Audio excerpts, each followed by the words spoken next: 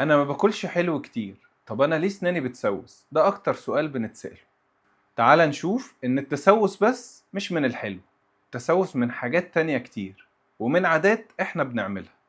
في حاجات بسيطة بنعملها كل يوم وهي اللي بتسبب تسوس السنان واحنا مش واخدين بالنا. طب الحاجات دي زي ايه؟ اول حاجة تنام بعد الاكل من غير ما تغسل سنانك. تاني حاجة ان انت تشرب عصير كتير على مدار اليوم. تالت حاجة تمسك خلة السنان وتحركها غلط بين الاسنان. رابع حاجة ان انت ما تستخدمش الخيط الطبي او السواك. واهم نقطة، سنانك ما بتتغسلش بس بالمية.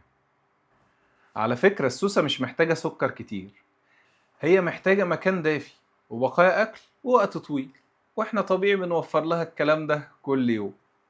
ولما التسوس بيبدأ هي ما بتوقفش، هي بتفضل مكملة لحد ما توصل ان هي تخلص على السنة دي كلها.